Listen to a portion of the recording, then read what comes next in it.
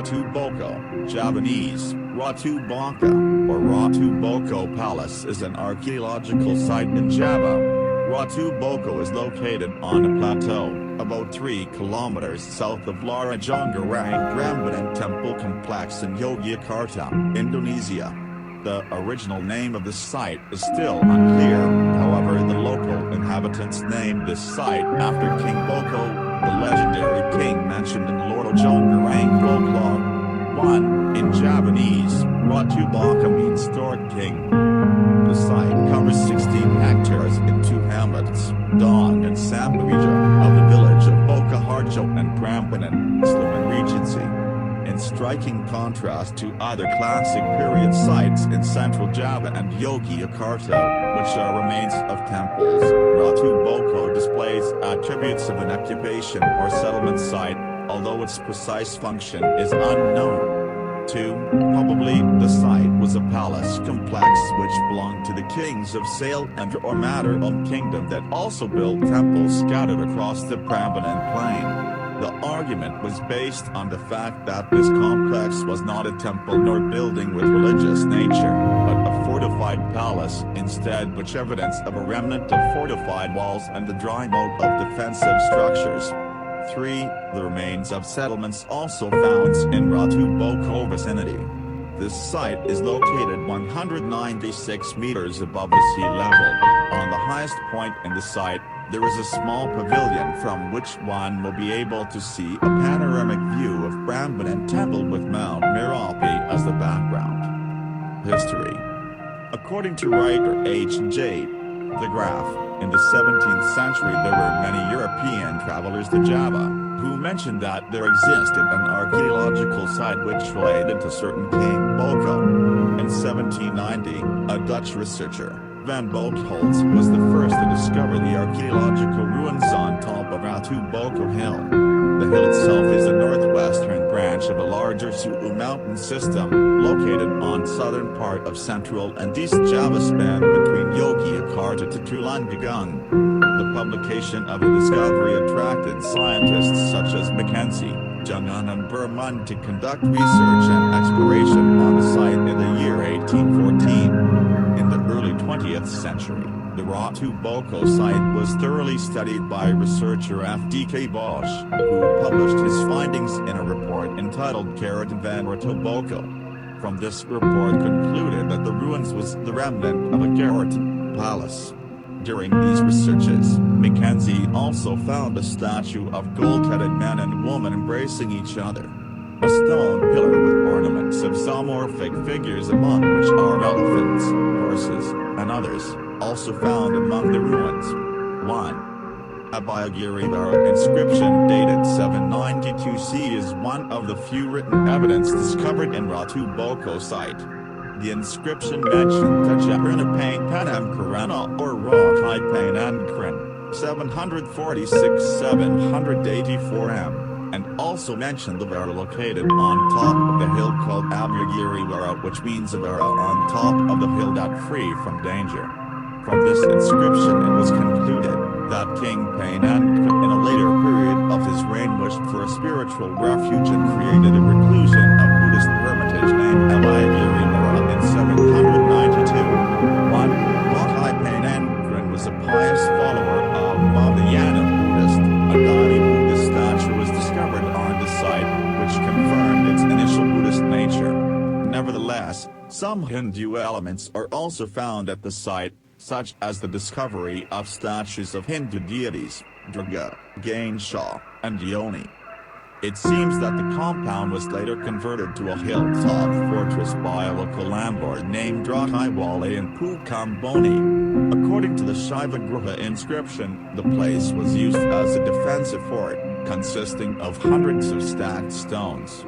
The hilltop fortress was used as a fort during a power struggle in later days of Mataram Kingdom. The Ratu Boko complex consists of Gopura, gates, paceman, pools, bent oboe, ringam, kapudran, women's quarter, and meditation caves. Archaeological remains.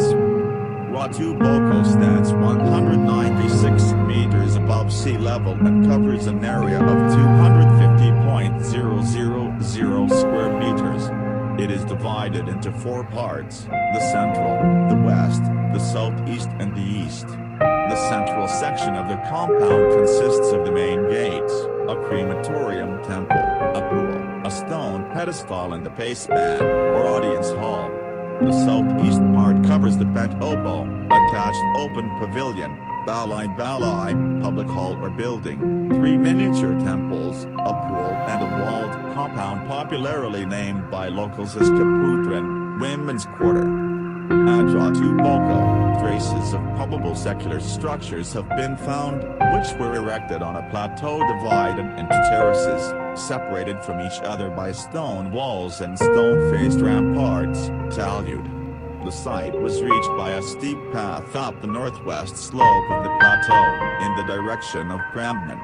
The structure remains in the terrace at Ratu Boko site consist of places with full names connected with palaces such as Paceman, Reception Pavilion, Bent Oboe, Audience Hall, and Kaputran, Women's Quarter. A pool complex lies on a terrace adjoining the east side of the Bent Oboe. A group of artificial caves, probably for meditation, lies to the north, isolated from the rest of the site. These archaeological sites are: Main Gate. The first of 3 terraces is reached through a massive gateway built on 2 levels.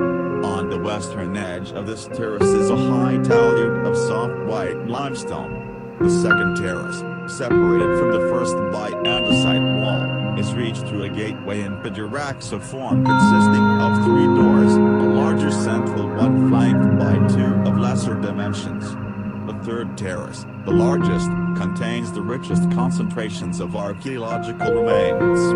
Another talud and andesite wall separate the third terrace from the second terrace, with another connecting gateway of pidiraxa form, this time consisting of 5 doors, again the central one having larger dimensions than the 2 which flank it. It is read on the main gate Panablara that was written by Rakai Panablara, descendant of Rakai Panangren. He carved his name there in order to legitimate his authority of this palace. Candi Batu Putih. Literally, Batu Putih means white stone. It is a structure made from white limestone on the north side of the first row of the gate on second terrace. Candi Pambakaran, possibly a crematorium. Beyond the second row of gates on third terrace, on the north side of the plateau there's a structure similar to the base part of the temple with 2 terraces about 26 by 26 m in size. On the center of upper terrace is an empty descending square hole. The building probably functions as crematorium to burn the corpses. Baseman. On the plateau on the third terrace, beside the Candi Pambakaran, there are also several square stone structures. On the structures there are some mampak or stones which serve as the base for wooden columns with holes to support the pillars. These structures are highly suggested as the base of the building, since the pillars, wall, and roof are made from organic material, only the stone floor and base still remain. Bent Oboe. On the second terrace on the southeast side of the plateau, lies the Bent Oboe Audience Hall.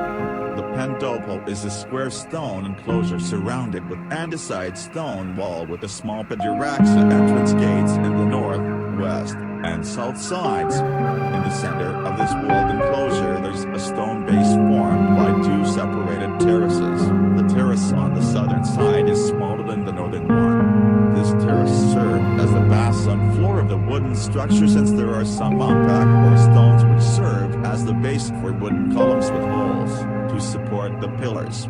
Since the pillars, walls, and the roof were made from easily decaying material, such as wood, syrup, wooden shingles, roof, or juk, none of it survives. For only the stone bases still remain, while the organic wooden material of the building is gone.